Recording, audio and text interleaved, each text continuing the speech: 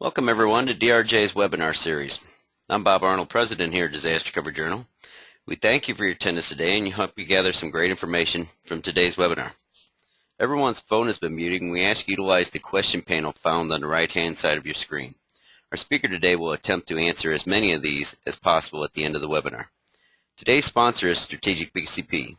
Today's topic is Strategic BCP Power Hour, preparing for the convergence of risk management and business continuity. Our speaker today is Frank Perlmutter. Frank is a former manager of DR and COOP for the U.S. Department of Treasury. He is currently the president and co-founder of Strategic BCP, creators of Resilience One.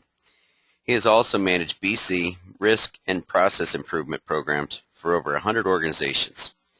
With no further introductions, I'd like to welcome and turn the mic over to Frank.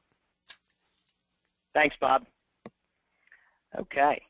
So what we're going to be doing today is we're going to be going over the differences in between risk management and business continuity. The focus of the webinar is really going to be not only on just the principles within risk management and how they're overlapping in the business continuity space, but we really want to focus on the practical applications of how you can do some of the more prevalent areas of risk management, including enterprise risk management and operational risk management. And at the end, what we'll do is we'll take some questions. And as always, if we run out of time, we're more than happy to answer them offline, either via email or on our blog. Okay, so let's get started. First thing, risk management versus business continuity. What is the real difference in between the two disciplines? So we'll talk a little bit about how we see this from a business continuity perspective, and then how those two things are overlapping and coming together. Just a basic slide on here. What you can see is that before a disaster is happening on here, you can see that you have the risk management and then also the risk assessment, mapping of the business operations, and the downtime impact analysis. Hold on one second. It looks like this popped up here. Get back into that. There we go. So you can see these are some of the things that you would do beforehand. The ways that we're mitigating a disaster or an outage before it actually happens.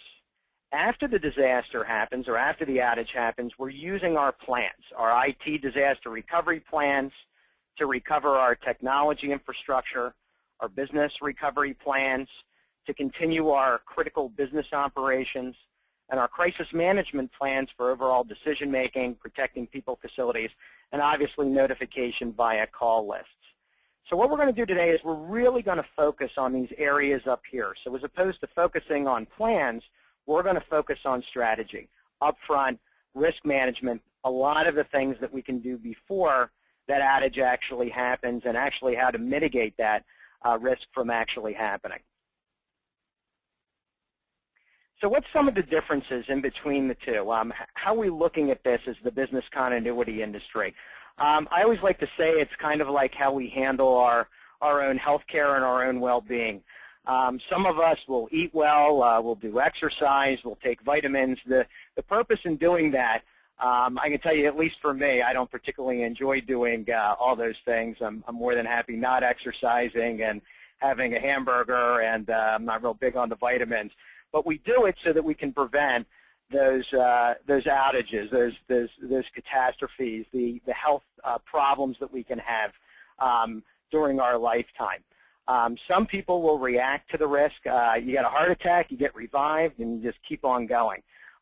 That's a big difference in how we're approaching business continuity and how much risk management plays a part of our business continuity strategy. It's the proactive versus the reactive approach. What we've seen a lot from out in the industry and also from numerous organizations, companies, and government agencies, they tend to focus a lot on the reaction, that RE, the response, and the recovery, and the restoration. But what about the proactive? What about the beforehand? These types of things are going into plans. A very document-centric approach. What we've seen is that BC professionals are better served by concentrating more focus onto that risk management. Plans are definitely important, but what you do beforehand in mitigating that risk is very important. Do what you can to mitigate things before they happen. It is an analysis-centric approach as opposed to that document-based approach. And we'll show you why that's important right now and how it can bring more value to you and to your organization.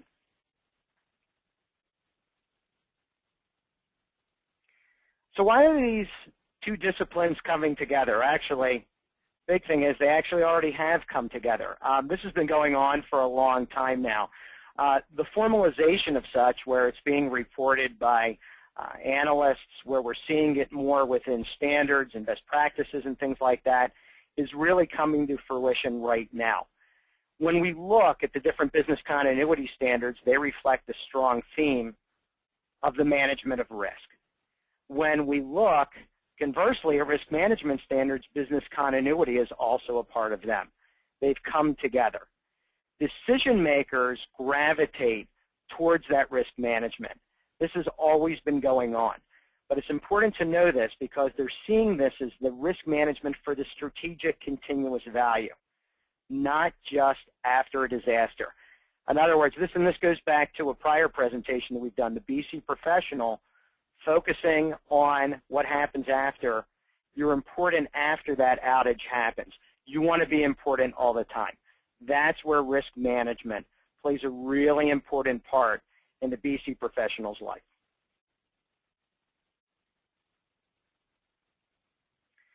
So preparing for this current reality, what are some of the things that we can do? So let's understand what are some of the principles that we're looking at in this current reality. First thing is that we call this, I was going to write unrequited love, unrequited devotion to those outdated methods on there, just being a planner. That's not what we are. We want to be a business continuity professional or risk management professional managing both of those different disciplines. One of the big things, and I think a lot of people know this, is that strong plans do not necessarily equate to a strong ability to actually recover and reduce the impact of an outage. And that's really important because a lot of people don't see the correlation in between a plan actually providing a strong capability to recover. It is really the preparation to handle that disaster, to handle that outage. It is what we have done risk management-wise, and also conversely, too, what have we done as far as exercises and overall preparedness of our staff.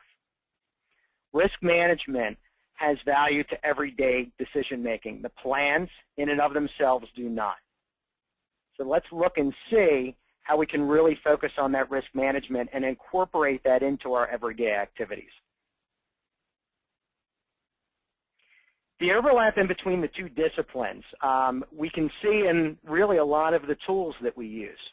The risk assessment and business and impact analysis to business continuity terms and tools are risk-based tools. And we're going to talk a lot about those today. Now, how they are implemented, the value that they bring to our customers, to our management, to our organization, to the people that are using our risk management, our strategic plans, our business continuity plans, is going to designate whether it's based on a risk-based model or whether it's not. So not just doing these two exercises, but doing them in the right way with a risk management foundation. What we are seeing right now is that risk management out in the industry as a discipline is generally leading the way, with business continuity being a part of that, being a subset. That's important to know, and how we're speaking to our executives and how we're presenting ourselves to our organization. What is on the top of their brain, what the executives are thinking about is extremely important in how we're presenting what we're doing. So let's take a look at a couple of the different risk management practice areas on here. You'll see what I've done is I put in some examples of the different disciplines within risk management. So here's a list of, let me count here, 1, 2, 3, 4, 5, 6, 7, 8, 9, 10, 11. And what I did in this next slide is I grouped a couple of these together. What are business continuity professionals looking at right now? What are the things that they're responsible for? And what are some of the things in the future, too? And we'll talk about each of these things. These are the things that we're seeing out in the industry. We're going to talk about what enterprise risk and operational risk are in detail. But let's talk about some of these other ones that we're not going to cover in detail today in the presentation. Information technology risk. When we're looking at that type of risk on there, what we're doing is we're looking at how we can manage IT controls, mitigating risk around IT infrastructure, applications going down, overall, how that IT is also supporting the business. This is a very large discipline that our CIOs, CTOs, CSOs are handling. Financial risk has taken a very prominent position, especially in several standards because of the problems with the economy and what people are seeing as a lack of proper management of financial risk. So we'll talk a little bit about that too, especially within standards like the Dodd-Frank standard. We all know what third-party risk is in managing that outsourced risk or that third-party supplier risk or supply chain risk. How is that properly done on there too? We're seeing a lot of business continuity professionals handling those 5 practice areas. In the future, or maybe for some of you right now, there's also internal controls and legal risk. Internal controls are what is being done to properly mitigate that risk by having certain policies and procedures in place around areas of risk. This is more of an auditor role, but what we've also seen too is that the business continuity planner and the audit manager are also coming together too. Not as much as some of the other areas, but it is still could be an up-and-coming one. And also legal risk too in managing, and you can also put compliance risk in there too, in working with that legal team to properly manage that.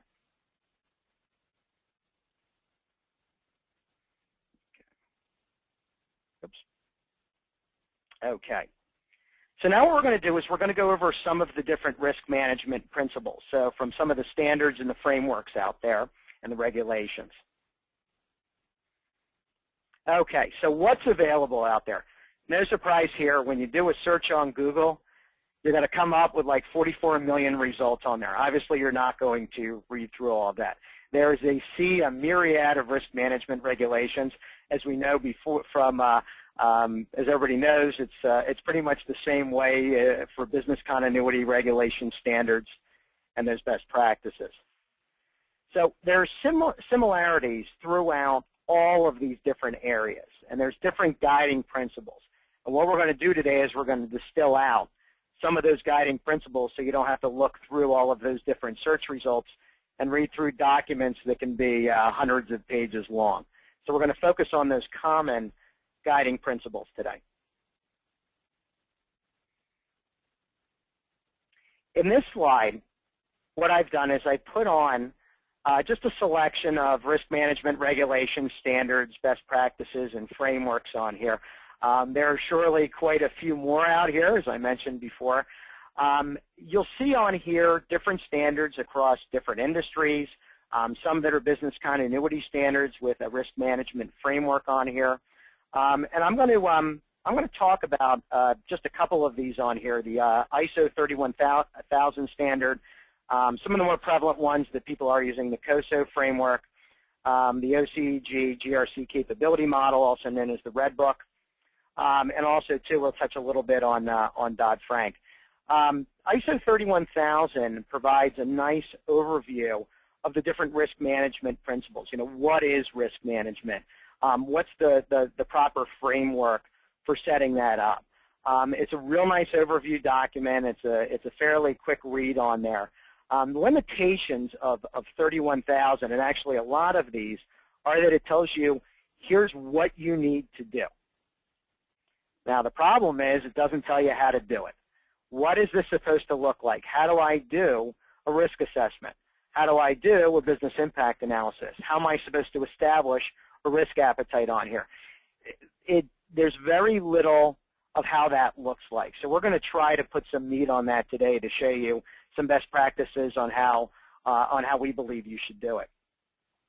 The OSEG or OCEG GRC capability model, the Red Book, It's about 199 pages long, and it really it's extensive in all of the different components of a risk management model on there, of a risk management framework. It's really quite good at laying that out. Once again, a little bit light on the how, but it's very, very detailed in how to set it up, what some of those deliverables should be, not how they should look. But that's a really nice book that you can download on there too. Dodd-Frank, Wall Street Reform and Consumer Protection Act, provides a lot of overview along with a lot of other standards on financial risk management. The big things are the liquidity of financial institutions, public image, transactional risk, the different risks around financial institutions. And obviously a lot of these other standards on here too will provide you with some real nice frameworks on how you could do, how you could set up a risk assessment, how some of the risks that you would want to look at, and so on and so forth. So there's definitely quite a bit out there.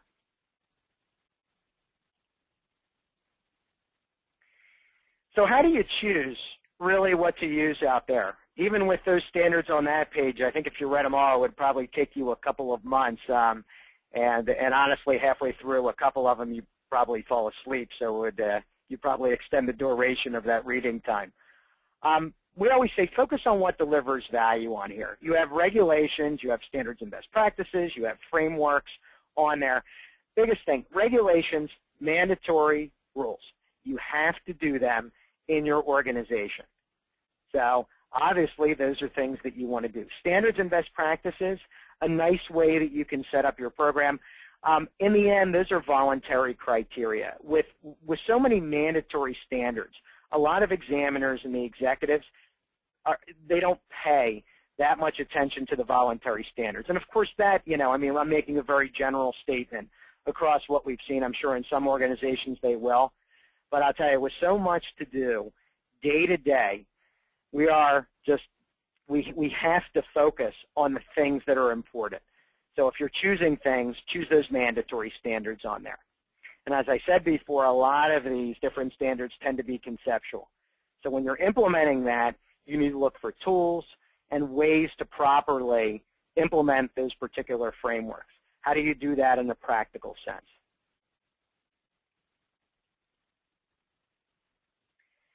Overall, there's a couple of missions of risk management on here, and I wanted to simplify this on here. This is what we've seen across those standards that we listed before, and also is fairly common as the best practices in the industry. A couple of different things that you want to make sure that you do within your risk management program. The goals of risk management are operational improvement, compliance, and resilience.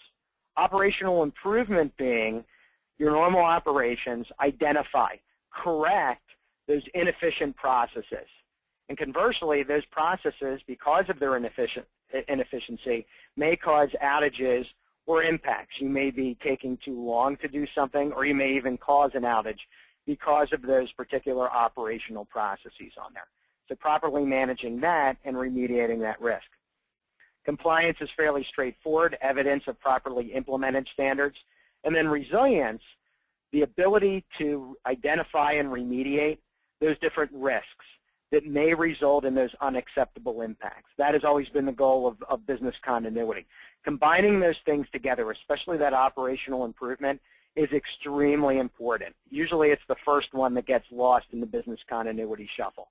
So it makes sense to definitely focus on all three when you're putting together your risk management program.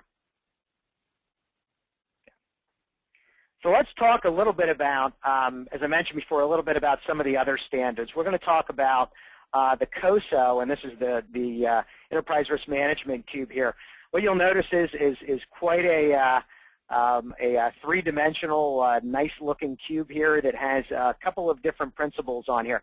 Once again, conceptual, but very useful, though. You can see on here this cube provides the framework for principles for risk management. COSO was originally housed in controls. In other words, what we were doing is we were saying, do you do this? Do you do that? Is it yes or no? Approach to controlling risk. This is more of when we look at the top of the cube. Right now we're looking at a more forward-looking approach on here. And this is a difference where really controls has moved into strategic risk management in looking ahead rather than just looking at what is when we were looking at controls. So when we look at the top of this cube, what we're seeing is we're looking at strategic risk, operational, reporting, and now obviously looking and saying what those risks are to management, and obviously in looking at that compliance on there too. So those are the 4 principles or objectives of risk management. The right side of the cube here says you can see entity level, division, business unit, and subsidiary on here. So what it's saying is that you need to look at risk in different hierarchy levels of the organization, not just overall risk, but also down to that business unit and that divisional risk on here. And these are the things, those micro levels that are missed quite a bit, and this is really where a lot of risk lies. So it's saying go in there and you need to look at the detailed risk at those lower levels of the organization. The activities are on the front of the cube. The internal environment, objective setting, event identification, there's different items on here. And I'm going to go through just some basics on what each of these different tasks and activities are there. The internal environment for risk management is really where you're setting that overall philosophy regarding risk management on there. You know, how does this actually, what part does risk management play in the culture of the particular organization? It considers how the organization's actions historically and both in the future may affect the overall culture of accepting or really not accepting risk on there. So that's the first part. Objective setting, the second activity on here, is applied when management is considering the risk strategy in setting those particular objectives. It's where we're going in and we're forming the risk appetite of the organization, getting definitive on that. In other words, how much risk is overall executive management and the board of directors willing to accept? And then you're also setting on there too, is this a strict risk appetite or are there any type of tolerances or variations around that? So you're really creating kind of like a gamut, a band of impact that the organization is willing to accept. Is that large or is it small on there? So that's what you're doing in that objective setting. Event identification is really differentiating the different risks and the opportunities for the organization. So the events are things, or as we call it, risks or hazards on there. Those are the things that can have a negative impact on the organization. So in other words, you know, that's the things that we're doing in our risk assessment on there. So what is our general scope of that? You know, fires, floods, natural disasters, IT-related types of hazards, those different types of things. The things that we're very familiar with in business continuity. That's what that's what the event identification is in doing that. Risk assessment will actually go over. We'll go over in a little bit on there. We're really going to get into detail on that. Basically, it's the overview of how we're going to do that. What's the practical implementation of actually assessing that risk? And we'll show you the practical tools to do that. Risk response, too, is how you're going to respond to those high-rated risks on there. We're also going to go over that, too. After that is done, the control activities that are performed, those are the permanent policies and procedures that are going to help ensure on an ongoing basis that risk responses and the different organizational directives are carried out. And that it makes sure that it's carried out consistently through that policy within the organization. So it's basically once you've established your response on here, how do we continue to repeat that action in our control activities on there? Communication, information and communication is basically communicating out what that posture is. These items on here to the rest of the organization, the different controls and how you're responding to those, and what the overall objectives and the environment are on there. And obviously the last part on here is monitoring. We want to make sure that we're continuing to assess risk, not just on a one-time basis, but also having a system in place to continue to monitor the compliance with that risk, the conformance to that risk, that we're actually using that in our ongoing decision-making process on there. So that is the COSO Cube, and there's quite a bit of information about this available through COSO too, where they can provide you a more detail around each of these different areas on each side of the cube. Okay, so now that we've discussed a lot of the principles on here, what we're going to do now is we're going to show you the practical application. How can you implement these principles into your business continuity process? We're going to start with enterprise risk management. After we're done with that, we're going to go into operational risk management. Okay, so first of all, I didn't define this before. What exactly is enterprise risk management? What we are looking at is we're looking at mitigating events that are going to have a negative impact on infrastructure. And what exactly does that mean? People, facilities, information technology, and assets. So the big focus right now is how can we mitigate the probability or the impact of the particular event. So this is event focused on here. Operational risk management is focusing on mitigating vulnerabilities in business process. So here's events, here's business process. Some of the common terms that we're using with each of these, enterprise risk management and business continuity is sometimes called the risk assessment, risk analysis, hazard vulnerability analysis or assessment. Operational risk management, the business impact analysis or assessment, downtime impact analysis.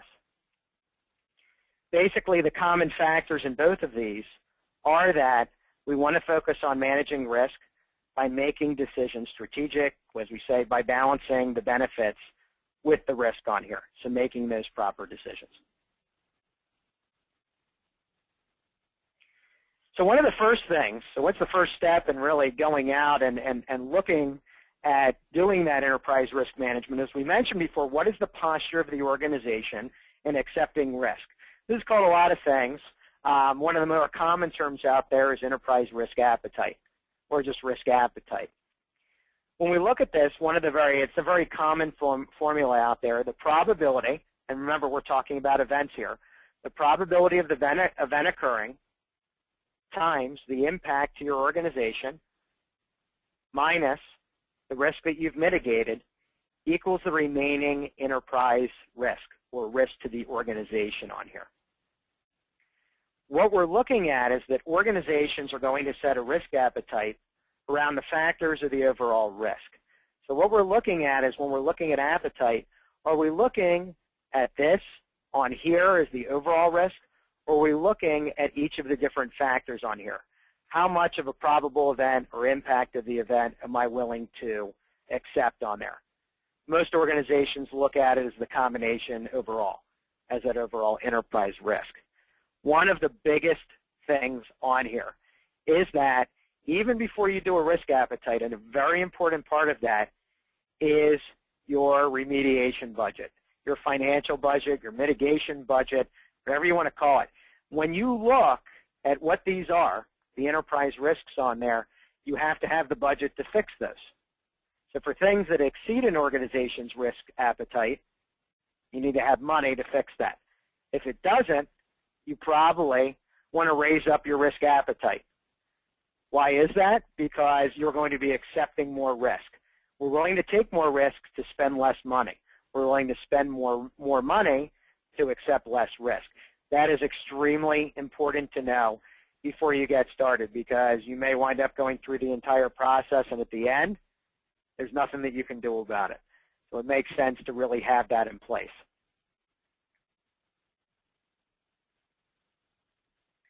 So how do you perform that enterprise risk assessment? What we're looking for is first, as we mentioned before in that COSO cube, you can see on there, the first thing we have to do is we need to determine what the threats are. So what are we going to include on there? In certain parts of the United States, a volcano may be an important threat to look at. In most parts, not very much. So you want to have realistic threats that you're looking at to assess and spend time on researching to see what is the probability and the impact of occurrence. How likely is it to impact me? And what would that impact be if it does happen to me? Looking at those things together. When you plot those out, you can see things that are within the risk appetite of the organization and things that are falling outside of that acceptable risk appetite. The mitigation plan, after you found that, what you want to do is you want to show alternatives to mitigate the risk of those high-risk threats. So obviously, right there, that will align with that budget that we mentioned before. In the end, what your executives will do, what your overall risk management team will do, or your VP of risk management, or wherever that may be, who you're reporting up to, you want to obtain sign-off on the acceptance of the risk, i.e. do nothing. We don't call it that. We call it risk acceptance, or one of the alternatives that you stated, or a different one on there. It allows you to show that formalization of acceptance of the risk, which is very important in reporting that. If you know that something exists that hasn't been mitigated, it's important to know that risk exists. If you've mitigated it, it's important to know, obviously, that was mitigated too. So what does something like that look like? A lot of different ways to present this. This is just an example that I've done on here. You can plot them on a grid below. What you see is I've taken an overall impact probability score. What I've done is I've done this for some different risks on here. You can see what I've done is as I plotted these, and generally what you'll see is a plotting chart with maybe some of those risks on there. Here's some of my mitigation strategies. So you may see here's the mitigation strategy chart.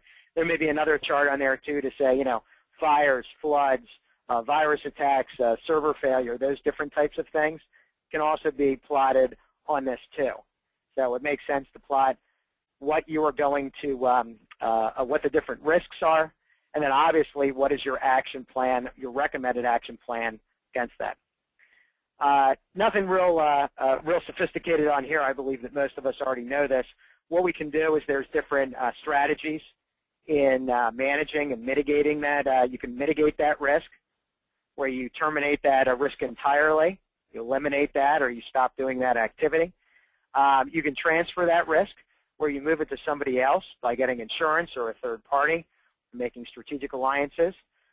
You can accept that risk, which is do nothing. In this case, we're going to assume that we've actually done a little bit on there, or work on significantly reducing that risk.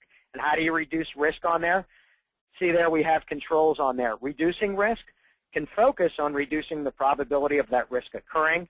If you have a lot of hurricanes, you may have real basic kind of thing. You may have hurricane shutters on there that you may purchase, or other controls in place. And obviously that's around a variety of different infrastructure activities around that facility, around information technology, around people, and also around operations, which we'll talk about next.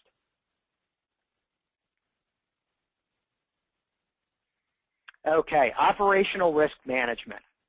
Okay, so now we've talked about managing, reducing threats, risk mitigation, a process around events. Now let's talk about a process that is focusing on the business operations.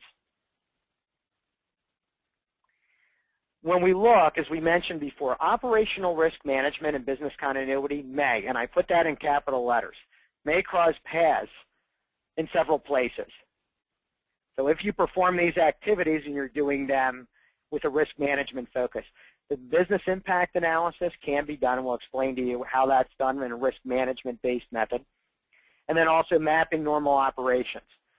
You can see on there the business impact analysis. You're prioritizing. You're understanding what is the risk in taking down each of your different business functions or processes or activities, whatever you're calling there. And also you're understanding, too, the supporting resources, the things that are supporting the operation of that business process. Understanding normal operations is an essential part of developing recovery strategies in business continuity. Not all of us do it, but what we've always said is that in business continuity, many people You need to understand how you normally do business if you want to understand how you're going to recover under duress. You can't understand how to recover without that understanding of the normal operations. So for a lot of people, that plays a big part in their business continuity. And that obviously crosses over into risk management. One of the big things within proper operational risk management, and actually with anywhere along the continuum of data gathering, whether it be risk management or business continuity, is gathering objective data. One of the biggest things that we always see, and this may be in every single one of my presentations because I think we continuously see this and the problems that it's causing for professionals in the industry, utilizing an asking method, asking people to calculate risk in their head is problematic. We want to utilize a tool to do that and utilize an objective method. Determining a recovery time frame objective. When do you need your business process to be back up and running?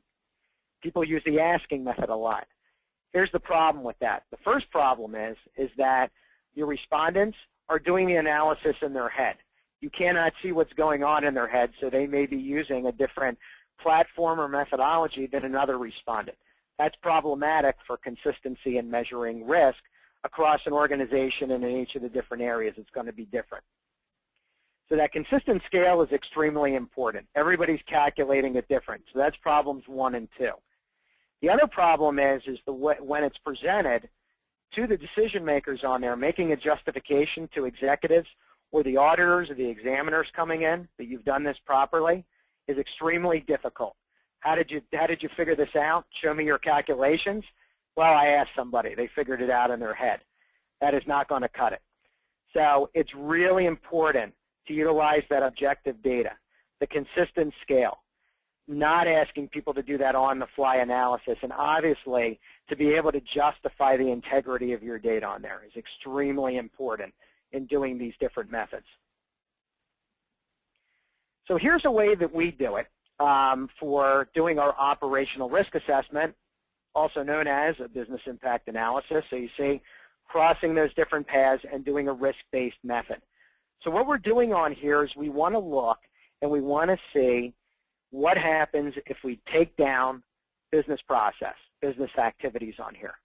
So the first thing that we want to ask is we want to establish what are the overall impacts of taking down our operations. They can either be quantitative or qualitative. You see what I've done is I've done a basic chart down here, obviously very simple. What I've done is I put my impact factors in things like loss of revenue, damaged public image, loss of liquidity, and legal regulatory noncompliance. There are quite a few of these out there. They will be different for every organization on there. Generally with some industries, you will see the consistency on there. What you can do is you can say that one of these factors is more important to the operation of the organization than another. In other words, one may have more impact than another. What I've done is I've made these 3 factors up here even, and I made legal regulatory noncompliance a little bit less important. Maybe realistic for your organization, but here is just an example. And then what I've done is I've set up a scale on here with different bands of impact from 0 through 4. 0 being no impact. So what is my risk appetite? What is the risk, the amount of dollars here that I can accept, the qualitative impact of damaged public image here that I can accept at that 0 level. At the 1 level, I've moved into when I've started to incur impact. 2, I'm having the moderate impact. 3, it's starting to get significant. That is really where, that is the point in where I've exceeded or started to exceed my risk appetite, my maximum level of acceptable risk. And 4 is catastrophic on there. Your scale does not need to use 0 through 4. That's just how we do it. But here's an example for you in doing this. It provides a way that is more expedient to get through and to do an objective business impact analysis, operational risk assessment, without taking all of the time of individually doing a cost-benefit analysis on every single activity, which is great to do. Unfortunately, years from now, you'd still be doing that. So you want to have a method that's efficient, has data integrity to it. So make sure that you're looking at that objective method. So when we have our overall chart here to assess the impact. Now what we're going to do is that's exactly what we're going to do. We're going to assess it. When I go into the next screen on here, what I've done is I put different time frames on here. Obviously, these will be unique to your organizations. You can see on here what I've done is I've taken a department, and we call it a function. So you may call it a business process or an activity of processing deposits at a bank. Taking money in, you go into a bank, you deposit your money. What they are doing is that we are rating, using that chart from the last page from 0 through 4, the impact of taking down that process deposits function and loss of liquidity at under 1 day, 1 day, 2 days, 3 days, 4 days. So when we use that chart on the last screen, and we'll just bounce back here for a second.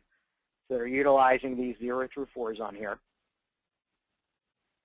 They rate that over the time continuum. Obviously, some important things on here to consider, too, is that impact will escalate on here. So it's not going to get any better as you're down for a longer period of time. It's going to get worse. So you notice our numbers either stay the same from time period to time period or go up here. When we're done with this, what we want to do is we want to do what is the risk calculation. Here's how you do that. What you'll notice here is that we have different numbers in each of the different time frames. What we've done is we've taken that rating, 0 through 4. We've multiplied that by the ratings on there. Or excuse me, I'm sorry, by the weights on there from our chart. So in other words, if we have a rating of 4, you multiply that by a weighting of 8, that would equal 32. So we're adding together the different impacts for each time period on there. So you can see how the impact is escalating. And I put some more functions on here too, just a couple of other examples. What is my risk appetite? My risk appetite on here is a 6. What I have done, and there's a pretty detailed calculation. Unfortunately, we won't have time to go through that today. But I want to show you the basic point in setting a level of acceptable risk and what exactly that does for you. You can see on here when I've exceeded that maximum level of 6, everything in yellow on here for each of these different functions goes into yellow, or the unacceptable time periods. My last acceptable, my RTO, or maximum acceptable tolerable downtime, we have lots of different terms for this now. What we can do is we can see is the time period before. So you see how we hit a 32 here, which obviously exceeds that 6. Last acceptable time period, 1 day. Here we hit it at 3 days, last acceptable 2 days. Here we hit it right away in our first, so what I'm saying is immediately on there. So it allows us to go on in, and what we're doing is we can either assess risk by when we exceed it. Another way we can assess risk is over the entire time continuum. What we can do is we can add all of these numbers together to see what the overall risk is over a 5-week time period of taking down each activity. This is the more common one, but this is obviously one that could also help on there too, the total impact. Some other ways of reporting on here that we've done, and this is really, we can look at, here I've done some risk modeling where I've looked at different times, or excuse me, different risk appetites on here. So I've changed that number from 6 to 12 to 18, and you can see on here what we've done is that we're recovering more of our functions on here in a quicker time period. So we see here when we have it set at the 6, we have a high risk tolerance, strong recovery capability on here. So you see we have 56% of our functions falling within our Tier 1 and our Tier 2 on here. I call these critical, necessary, and optional. So you can see on here we have this. As we raise up what it takes point-wise to exceed that maximum level, we're lowering our risk tolerance on here. So you see it's harder to get up to a 12, even harder to get up to an 18. 32% are in that time period. 17% are in there. Low risk tolerance, maybe a weak recovery capability on there. So it allows you to really, you want to align your risk appetite with your organization. And this is just a very basic chart on how you can do that just by switching where you're exceeding that maximum level of risk. So in other words, if we go back to this last slide, we can see on here we're at a 6. If we take that up to a 32 for this reconciliation beginning of the day, that would be, or so let's say a 33 where it doesn't meet or exceed. 33, doesn't hit it here, doesn't hit it here, would hit it at 4 days, unacceptable. Recovery time frame objective, 3 days. So you can do different models around your risk. So that's a very useful tool for management on here. So this is around business process. Another thing that we also look at, too, around business process, is a little bit small on here, but I'll take you through what this is. This is a mapping of operations. So remember I said before, what's really important to do is to look at how something operates before you map out a recovery strategy. Well, where it's important in risk management is that you want to look for vulnerabilities in the way that process is being performed. What I've highlighted on here is a couple of different steps that may be problematic. In certain steps, we can see on here there's a lot of handoffs, might be excessive on here. That may be causing a risk because of the likelihood of human error. Some other things on here are not automated. We're using a lot of paper records. So in this case, what we're doing is, I believe we're checking eligibility when somebody submits a health insurance claim on here. And what they're doing is they have these booklets available that have, what's covered for that particular organization. Well, maybe that's changed. Maybe those booklets are old. That could be problematic and risky that they're covering a procedure that maybe shouldn't be recovered on, or that shouldn't be covered on there. So you can see on here, it's useful to be able to map that out. There's a variety of different ways to go through this. What you can see on there is that the big question is that we want to look for inefficiencies and vulnerabilities. Generally what we do is, as opposed to looking at every single business process, a lot of people will look at the highest value activities, at least first off, obviously. We want to notice the manual steps, repeated activities, things that are going back and forth between different people on there. And we want to look at solutions for automation or eliminating those different single points of failure on there. So re-engineering or whatever buzzword you want to use right now in correcting and mitigating the risk of that operational process going down is extremely important.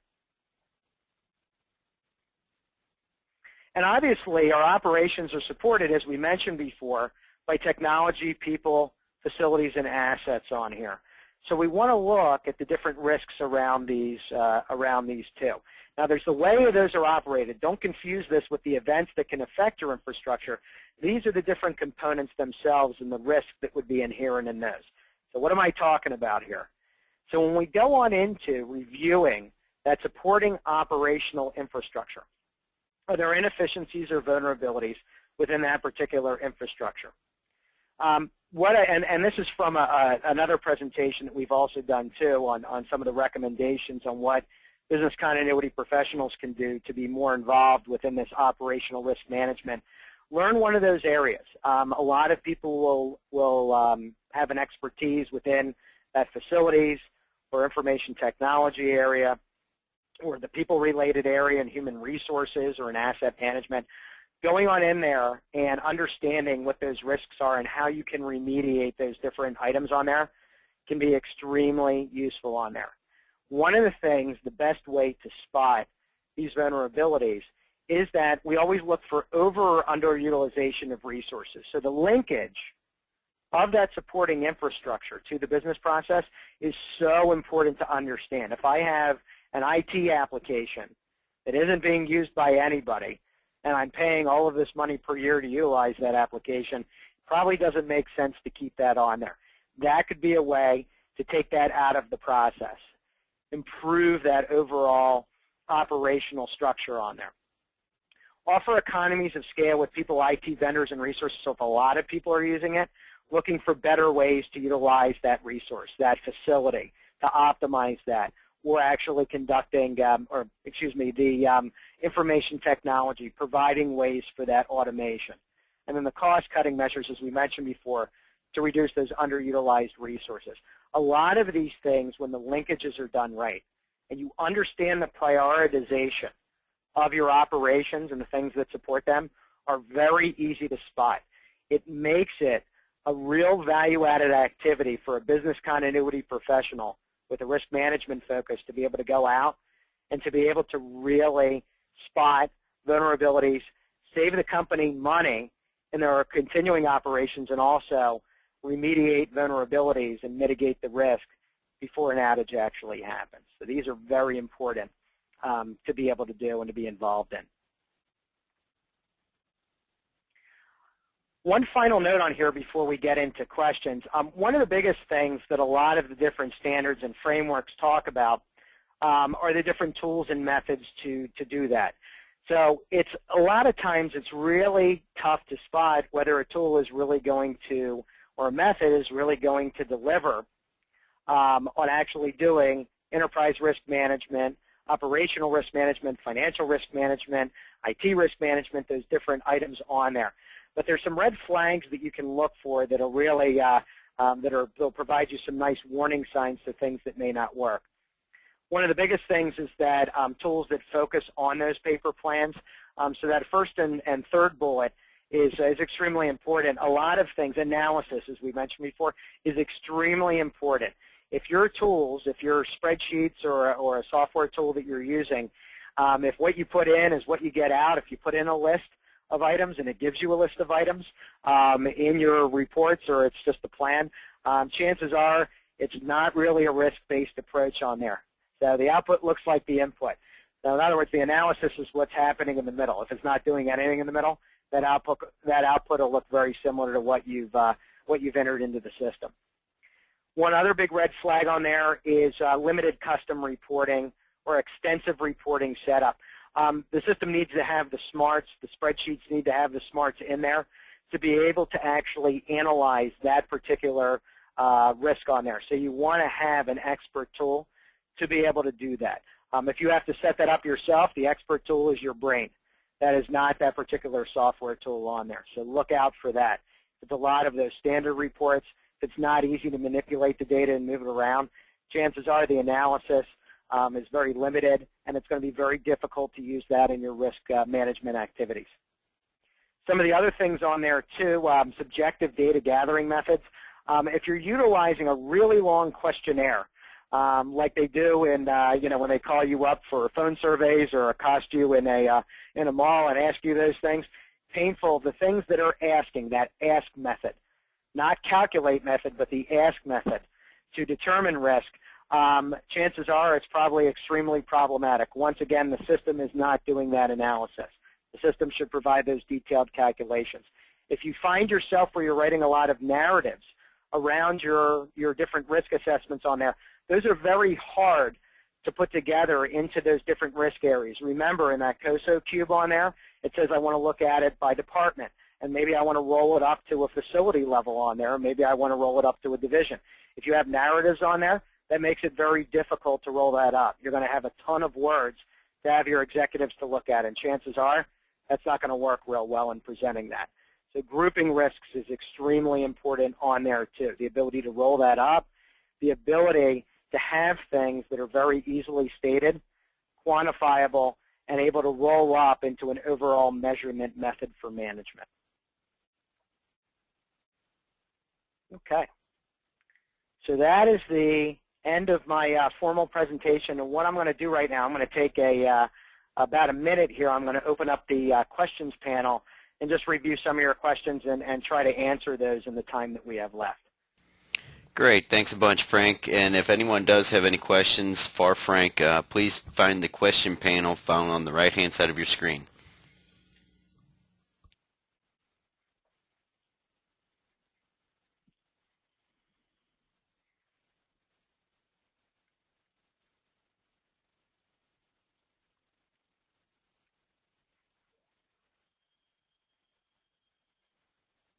Okay.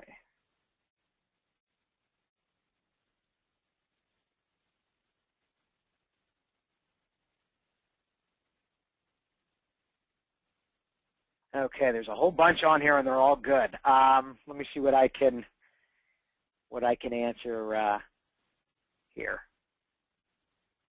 Okay. How do you recommend assigning a value to probability, impact, and mitigated risk?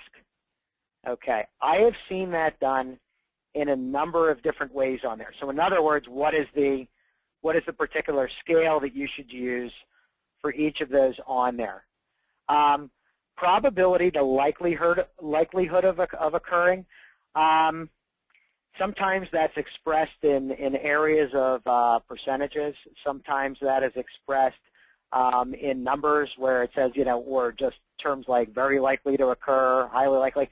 The problem is with some of those things is that, once again, that could be a little bit subjective for those particular users on there. So you want to focus on trying to get to a method that's objective on there and a little bit more definitive, as opposed to something which may not be clear to everybody. As far as probability is concerned, generally, a lot of times you're at the mercy of your research. I'll give you a common example. When you're looking at things like, say, like a FEMA threat map, which a lot of people are using on there, you're looking at, you're trying to determine likelihood based upon historical occurrence. So you could say, hey, it's occurred 4 times in the last 50 years, or the other thing, and you may want to set your risk assessment up that way, but with the caveat of that, well, past history may not be indicative of what's happening in the future on there. Probability is probably the toughest thing to set. There's a lot of really nice tools out there, if you look on risk assessment, that will have those different measurement metrics on there. So when you're choosing one of those, I would look for something that provides you that definitive measure. Impact is a little bit easier on there. Impact is generally where you would look at what would the impact be to the overall operations. A lot of people will look at that and align that with outage downtime on there. So how long is this going to keep me from conducting business?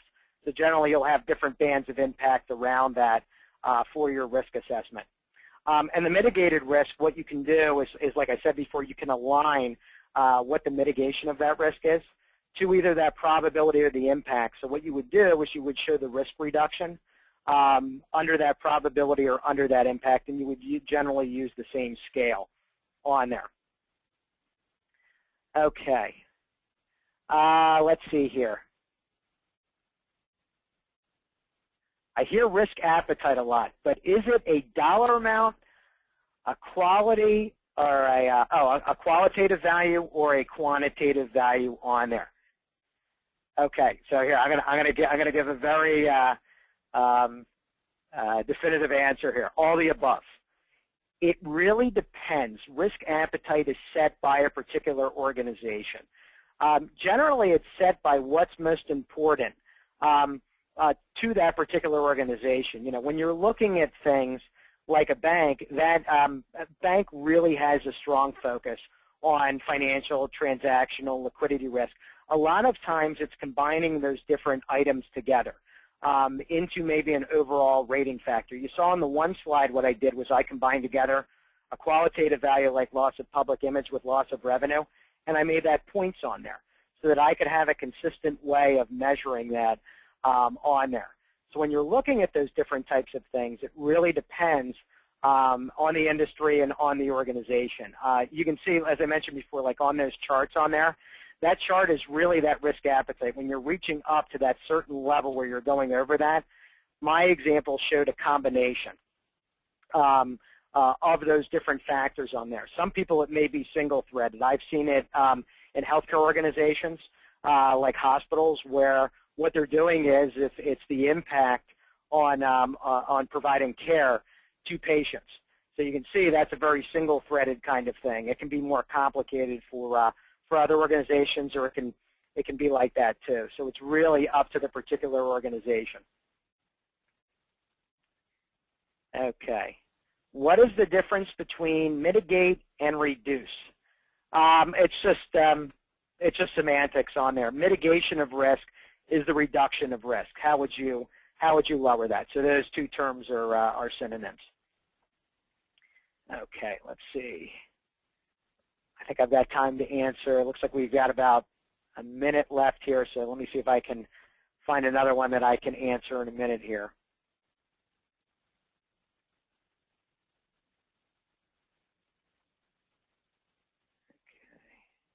You know what? I don't think I can answer any of these in a minute that we have left. Very good questions, though. What I'd be happy to do is I've posted my email address up here, and we also have a discussion forum in a blog too, so I'd be more than happy to answer those publicly on there too, and notify everybody of that to tell them of the questions that we couldn't answer today, and also the ones that we were able to answer too, just to have a record of that. Great. And you'll also have a copy of all the questions submitted, so you can follow up directly with the individual that submitted them as well, Frank. So Okay, great. Any parting words? No, just thanks for your time today. Appreciate you spending an hour with us, and look forward to seeing you at the conference in San Diego. Great. Thanks again. Thanks again, everyone, for your attendance here today. We again hope you gathered some great information from today's webinar. DRJ would also like to thank Frank for his time here today, as well as Strategic BCP for sponsoring today's webinar. We'll be emailing everyone a link to the recording of the webinar. You may view the webinar as frequently as you wish or share it with your peers. If you have any additional questions, please contact Disaster Recovery Journal. Thank you again, and this now ends today's webinar.